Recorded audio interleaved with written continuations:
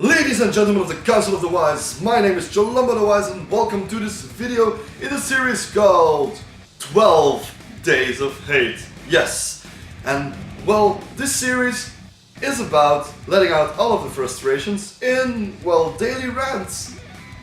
And when these rants are done, we've calmed down a bit and we're ready for Christmas. So obviously, if I do this again next year, I will put up a reminder for it and let people join in the fun and do their own videos.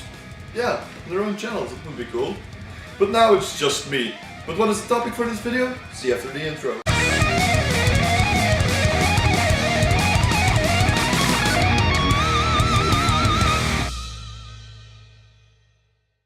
So I have a problem with food these days. Yes, the problem is that I'm a decent cook. That doesn't sound like a problem, does it? Well, it is, because if you're a decent cook and somebody who isn't that easy when it comes to food, well then you're basically fucked. Because, like with everything these days, quality is rapidly diminishing. An example, I was alive in the 90s.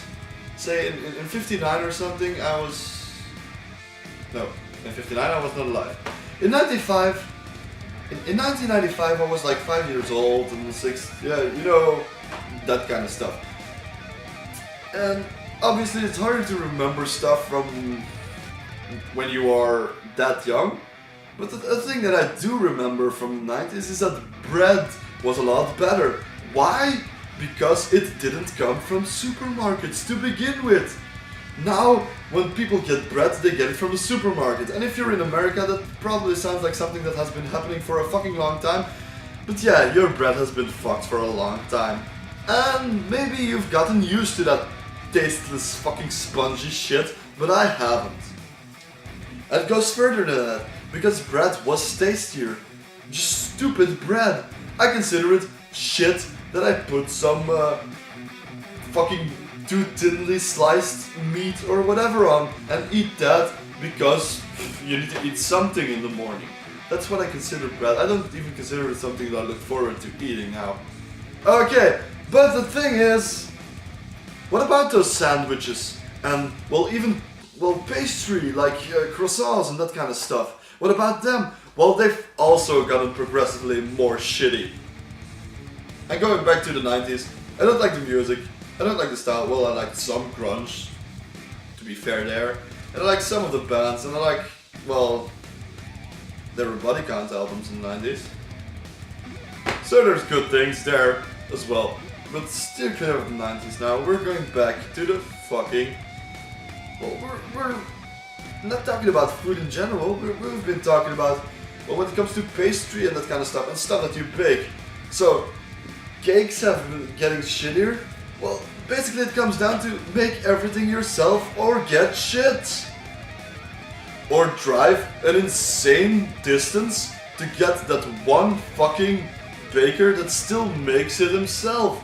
Because bakers are equally shitty to the fucking store-bought shit now. It's like they get pre-made batter from the same shitty company that makes it really shitty. And then they bake it like terribly. Like, bread has to be really soft on the inside and really crispy on the outside. That's how bread should be for me. No, what do they make most of the time now? Bread that is spongy rather than soft. And then the outside is really squish. I don't know, it's really soft and you can, like, it has no crunch to it. It's real shit. I hate that kind of bread. What are they making bread for old people? Is it like, yeah, there's no more bread. Young people just eat whatever you want, but don't eat bread because we especially make it for old people who don't have teeth any longer. Yeah, that's how you feel like when you eat the bread. It's like, this is made for people who have no teeth or taste buds, because it tastes like nothing. It almost has no taste. You can almost taste water in it. So yeah, it's fucking horrible. Now, you can also go to a restaurant, and because we're moving away from the bakeries and stuff now. What about restaurants? Well, I can eat spaghetti, perhaps. I never eat that in a restaurant because my spaghetti is always fucking so much better than the shit that I get in restaurants. Yes, it tastes like ass carpets, like carpets made out of the fucking flesh of your buttocks, then cooked. That's what the fucking spaghetti tastes like nothing. And then those fucking idiots putting carrots in there. Okay, that's taking a huge risk because carrots have soft taste, they're not really strong when it comes to taste, but for some reason the taste easily oversaturates, even though it's a weak ass taste. It weakens down your entire fucking dish. So if you want to make a southern spaghetti and include things like carrots, you have to be really extremely fucking careful. You have to try and get a minimal amount of carrots in there to just get the taste through there, but not turning it into a taste that is easily recognized. It should just be a part of the dish. And that never happens. And then the sauce always tastes like shit. Why? Because tomatoes tend to suck. You can buy the same fucking pack of tomatoes, one of them being really sour, some of them being quite sweet. Within the same packet, there's a fucking huge difference between tomatoes. So, you can't just be like, oh, I'm gonna cook this, I'm just gonna throw my ingredients. That's not how it works. You can't throw ingredients together. You have to taste it because tomatoes vary so fucking much in taste. Yes, sometimes they're really sour. And you could either be like, I'm gonna throw some sweet stuff in there, or you can put some oregano because that complements sour tomatoes and gives a good taste to them for some reason. Obviously you're gonna add in something sweet if you want it to be somewhat sweet, but if you don't mind the sour taste, well then just add in some oregano because sour tomatoes and oregano are fucking good together. If they're less, if you have sweeter tomatoes, you could focus on more basil and yeah, that type of stuff. I always put oregano and basil both in there, but the amount of which, like the ratio between those herbs, depends on the taste of the tomato. So you always have to taste. And for some reason, it feels like that's what cooks aren't doing that. You either have to pay a fucking crazy amount of money to go to a good restaurant, but then still you have like those kind of expensive restaurants that still serve you shit that's worse than what you make yourself. And I don't consider myself a really good cook, I just consider myself somebody who can cook. So yeah, what the fuck is up there? Really? I'm not going to pay that much money for shit, then I'll make it myself and have something that's better, infinite amounts better than the shit that you put on my plate. Yes. But why even go out for dinner? Well, the taste of the food is mostly shit compared to what I can make myself. Outside of that, there's a lot of places where you have like the table, and then like 1 foot further there's like another table of people who are practically like watching you eat or something. They're really close to you while you're trying to have a conversation with somebody. So you're way too close to the other people who are having their own conversation. That kind of sucks as well. That doesn't have anything to do with the food, that's kind of a tangent, so I think we better get back to the food and close the shit off.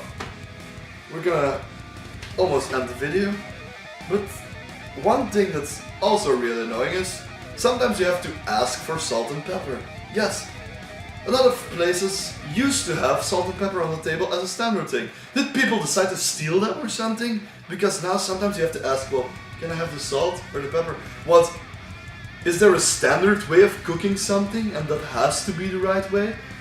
Did they add the perfect amount of salt and pepper and is your taste just so off that you need to add something? I don't think so. Taste is subjective. And especially when it comes to something like salt and pepper. There's no way you're gonna get a fucking perfect dish that has the perfect amount of salt and pepper for your taste buds. So, yeah. Well, I don't always need the salt because I'm somewhat sensitive to salt, so I taste it rather easily, even when it's not really that salty. It tastes saltier than it is for some reason. I'm quite sensitive to salt, so I don't use that much salt. But sometimes they over-salt it as well, that's also annoying. And you can't remove it. It's not like you have like the reverse salt cup that you like shake over it and the salt gets sucked in there. No, that's not something that exists. So yeah. I'd rather have them under salt and pepper it so that you can do that on your plate. But then you have to have those things. But I think this rant has gone on long enough. And if you have your own problems with food these days, I haven't even touched on fast food, which, well, you don't accept too much from it, so most of the time when you eat fast food, it can be rather good. Then again, there's a lot of shit out there as well. But just let me know what you think of this subject in the comments below. And I think I'm gonna fuck off now. So you guys can also fuck off, maybe onto another video, onto another channel, onto, I don't know, just fuck off completely off the internet. Do whatever you want. Have fun.